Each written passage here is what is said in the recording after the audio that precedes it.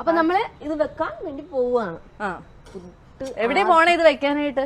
അങ്ങ് മറ്റേ നമ്മളെ മറ്റേ വൈക്കം കഴിഞ്ഞ് അവിടെ. ഏതാ നാട്? ചില്ല. നാടോ? ചില്ലിട അല്ലേ? ചില്ലിട അല്ലേ? അതെ. യാ, അവിടെയാണ് സുഹൃത്തുക്കളെ ചില്ലിട. നമ്മൾ വേണ്ട ഇത് മറക്കരുത്. ചില്ല എന്തായാലും ഇതിന്റെ ഉള്ളിൽ ഇട്ടിട്ട് വേണം നമ്മൾ പുട്ടുണ്ടാക്കാനായിട്ട്.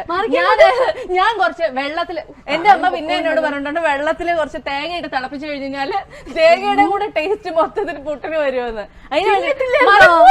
മനഃപൂർവ്വം ശരിക്കും തേങ്ങ എങ്ങനെ സഹിക്കുന്നു? അതുകൊണ്ടല്ലേ ഇങ്ങനെ ഇരിക്കുന്നത്. ഞങ്ങള് ഭക്ഷണം ഒന്നും അധികം വീട്ടിൽ ഉണ്ടാക്കാറില്ല.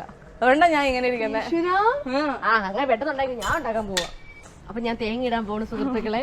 ഇവിടെ പുട്ടുണ്ടാക്കോ എന്തുണ്ടാക്കോ നമുക്ക് കണ്ടറിയാം. ഓക്കെ, അപ്പൊ ഞാൻ ഇതിനെ സുന്ദരനാക്കി ശരിയാക്കി വെച്ചിട്ടുണ്ട് സുഹൃത്തുക്കളെ. ഇത് കരിക്കാണോ തോന്നുന്നു. കരിക്കിന്റെ എന്തോ സാധനം തേങ്ങയാണെന്ന് തോന്നുന്നു. അതുകൊണ്ട് ഭയങ്കര ഇത് കരിക്കിന്റെ ഒരു ഇതാണ്. ആണല്ലേ? അതെ അതെ. എന്നും വീട്ടില് തേങ്ങ ഇരണ്ടാറുണ്ടല്ലേ? അതെ, മനസ്സിലാവുന്നുണ്ട്. ഈ ഒച്ച എവിടെ നടാ വരുന്നേ? ഒന്ന് കാണിച്ചു തരും വല്ല കറക്റ്റ്. ഇങ്ങനെയല്ല, ആദ്യമേ നമ്മൾ എടുത്ത് വെച്ചിട്ടേ നിറച്ചിട്ട് വേണം അങ്ങ് വെക്കാൻ. അയ്യോ, എല്ലാം പോയി. എന്റെ അമ്മ ഇത് കിട്ടും.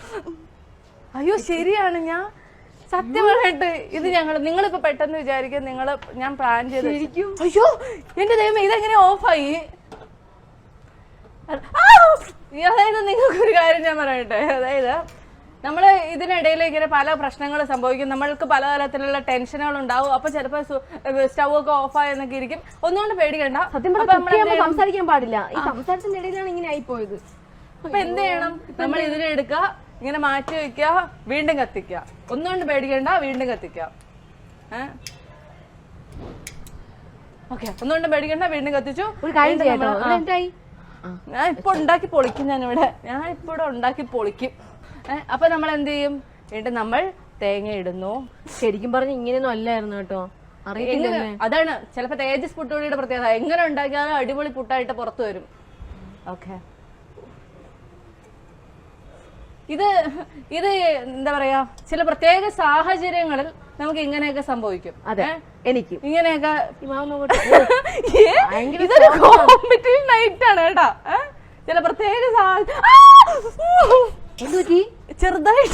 ചെറുതായിട്ട് തീ കൂടി. ഹലോ സുഹൃത്തുക്കളെ, ഞാൻ പുട്ട് നിറയ്ക്കാറായി.